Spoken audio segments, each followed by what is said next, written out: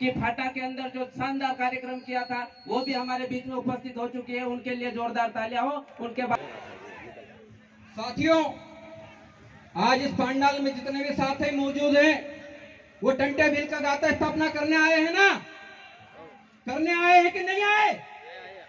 तो आपको टंटे भील की कसम है, जहां खड़े हो वहीं बैठ जाओ और आज की सभा को सुनेंगे।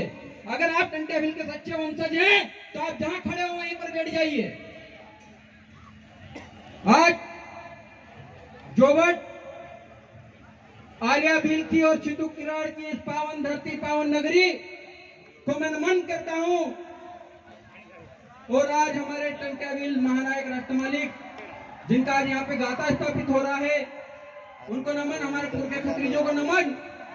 और आज महामालिक टंटे भील के वंशज यहाँ पर उपस्थित है, उनको भी मैं क्रांतिकारी जोहार करता हूँ। साथ ही साथ इस धरती के, इस देश के मूल मालिक आप सभी आदिवासी भाइयों बहनों को मेरा क्रांतिकारी जोहार। जिंदाबाद, जय जोहार। साथियों, सभी सिंगर साथी इधर आ जाए ताकि लोग सुन पाए। साथियों, आज हम लोग,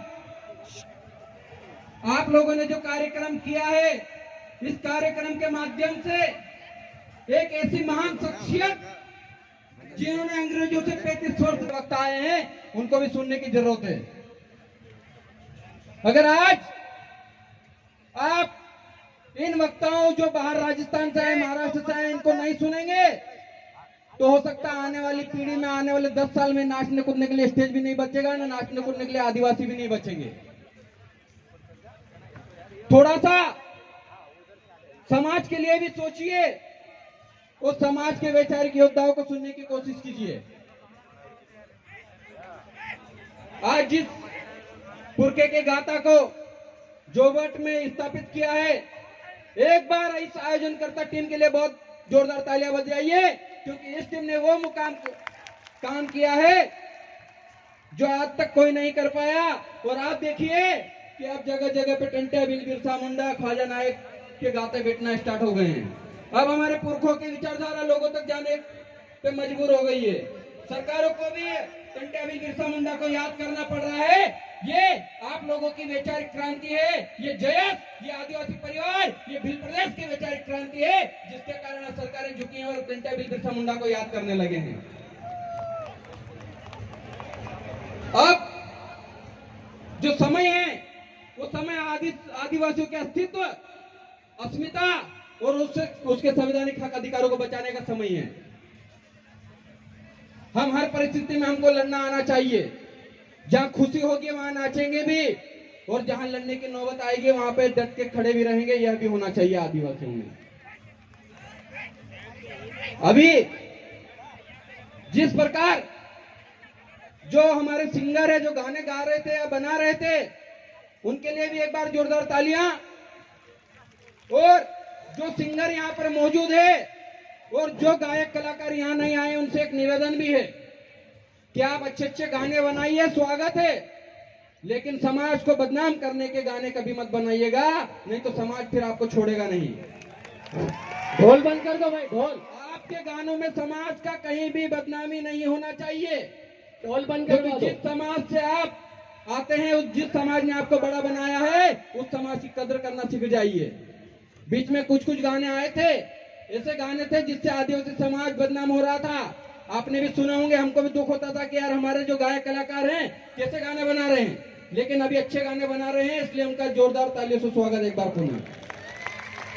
और आगे ध्यान रखेंगे, ये मेरा निवेदन है। आजकल आपको पता है क्या हो रहा है? आजकल आदिवासियों को धर्म के नाम पे बहलाया जा रहा है। आज हमारा आदमी जो आदिवासी है, आदिवासी की पैदाइश है, वो आदिवासी बाप की संपत्ति में हक चाहता है, लेकिन गुणगान दूसरे के धर्म, दूसरे के संस्कृति के करता है। ये दुख का विषय है, ये नहीं होना चाहिए। अभी मेरे से पूर्ववक्ता कोमल धोपिया जी ने, सीमा दीदी ने कहा और मांगीलाल दादा ने कहा कि जिस प्रकार आदिवासियों को संस्कृति और आदिवासियों के अधिकार खत्म करने की साजिशें रची जा रही है, उससे हमको बचना है, उसको हमको बचाना है। जिस पैसा एक्ट की बात हो रही थी अभी, आपको पता है पैसा एक्ट के नाम पे आपको लॉलीपॉप थमा दिया गया है। आपकी ग्राम सभा जो रूढ़िगत ग्राम सभा थी, अनुच्छेद 13(3) के तहत जो संविधान 1949-50 में बना, उससे पहले 1935 से जो हमारे 1911 से रूढ़िगत ग्राम सभा चली आ रही थी, वो इस पैसा एक्ट ग्राम सभा से भी कहीं पावरफुल है। उसके प्रावधान को, उसके द्वारा नियम बनाए गए कानून को कोई भी सुप्रीम कोर्ट या सरकार नकार नहीं सकती, इतना पावर था। उसी ग्राम सभा को खत्म करने के लिए आपको पैसा एक्ट का झुंझुना थमा दिया गया और हम खुश हो रहे हैं कि पैसा एक्ट आ गया, हमारे अधिकार बच जाएंगे। पैसा एक्ट में तो यह भी लिखा हुआ था ना कि पैसा एक्ट की अनुमति, जो ग्राम सभा होगी उसकी अनुमति के बगैर एक भी आदिवासी को गिरफ्तार नहीं किया जाएगा। ऐसा हो रहा है क्या? नहीं हो रहा ना। आप जब भी कुछ होता है बगैर पैसा एक्ट ग्राम सभा की अनुमति के गिरफ्तारी भी कर ली जाती है, एफआईआर भी दर्ज कर ली जाती है। तो कैसा है पैसा एक्ट? उस पैसा एक्ट का उल्लंघन उसी 15 नवंबर को रतलाम में कर दिया गया। जब हमारे साथी निवेश क्षेत्र का विरोध कर रहे थे तो हमारे साथियों को 70 दिनों तक जेल में बंद रखा और 70 दिनों बाद छोड़ा, लेकिन सरकारें उनको भी ज्यादा दिन तक कैद नहीं कर पाई। इसलिए उन सरकार से कह देना चाहता हूं कि हमको जंजीरों में कैद करने की कोशिश ना करो, हमको जंजीरों में कैद करने की कोशिश ना करो।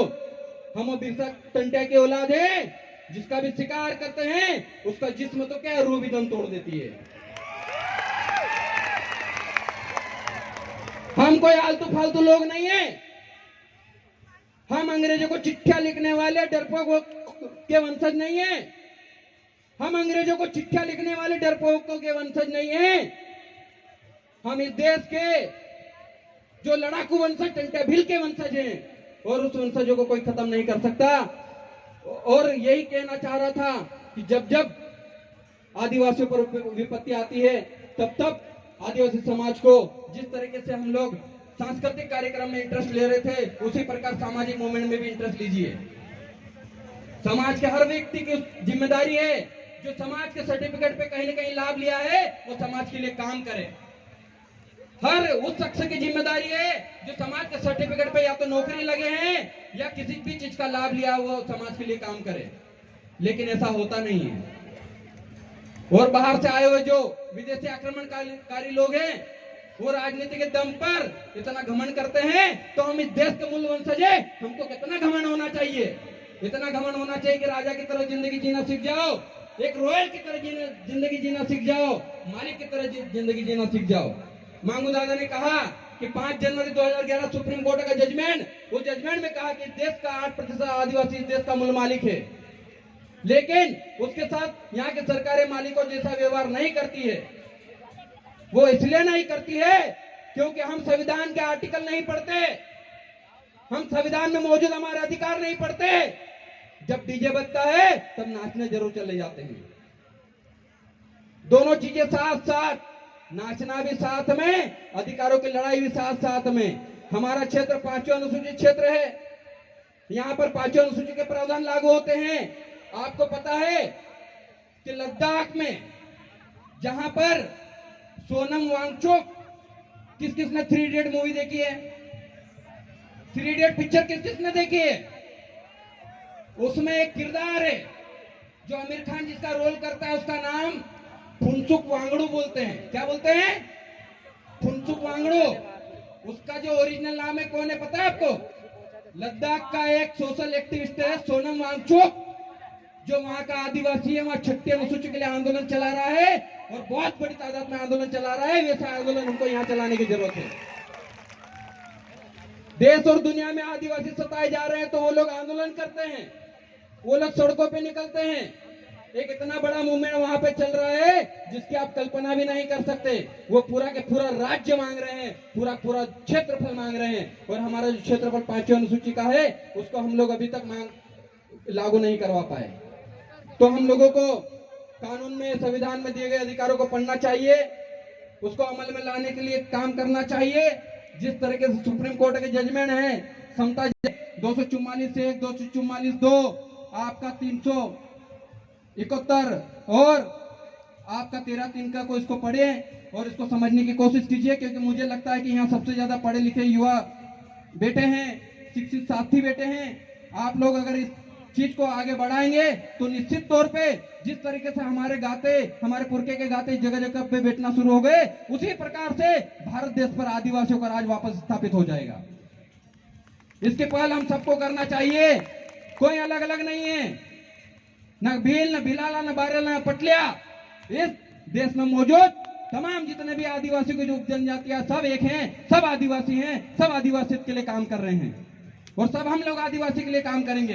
कोई गोंड, कोई संताल, कोई उराव, ये कोई अलग नहीं है, सब आदिवासी की संतान है। सब आदिवासियों के नाम पे एकजुट हो रहे हैं। हम जहां जरूरत पड़ेगी, चाहे वो भील प्रदेश की बात हो, चाहे गोंडवाना लैंड की बात हो, जहां जहां आदिवासियों की बात होगी वहां वहां जयस के लोग हमेशा उपस्थित मिलेंगे। आज पीली पागड़ी बांध के बहुत सारे युवा बैठे हैं। अगर ये क्रांति 2013 के बाद शुरू नहीं हुई होती तो शायद आज टंटा बिल का गाता जोबड़ में नहीं बैठ रहा होता। शायद ये आप सब युवाओं की वैचारिक क्रांति का सैलाब है और इसको सब तक पहुंचाना है। चाहे वह 5वीं में पढ़ने वाला बच्चा हो, बच्ची हो, चाहे 10वीं 12वीं में कॉलेज में पढ़ने वाली बच्चियां हो, सबको अपने हक अधिकारों के बारे में पता होना चाहिए। क्योंकि हमको ये पता है कि यहाँ का भगवान कौन है, वहां का भगवान कौन है, लेकिन हमारे पुरखे क्रांतिकारियों ने क्या किया ये किसी को नहीं पता। उसके बारे में कुछ ही लोग जानते हैं। आज मध्य प्रदेश में 3 करोड़ आदिवासी रहते हैं, उसमें से सिर्फ 2% लोग जागे हैं। अगर पूरे के पूरे 3 करोड़ आदिवासी जाग गए तो बाहरी लोग इस मध्य प्रदेश को छोड़कर चले जाएंगे। लेकिन वो ताकत आप सबसे आएगी, वो ताकत आप सबसे आएगी।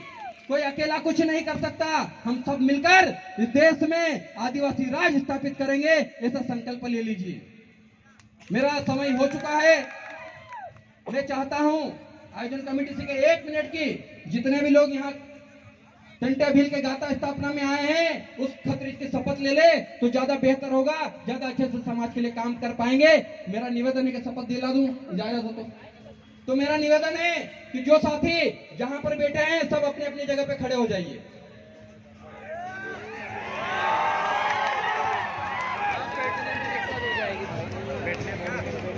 सब अपनी अपनी जगह पे खड़े हो जाइए और हम पुरखे की इस प्रकृति की शपथ लेंगे। 1 मिनट का समय लूंगा, ज्यादा नहीं। सब अपने अपने हाथ आगे कर लीजिए और जो मैं बोलूंगा वो आप लोगों को दोहराना है।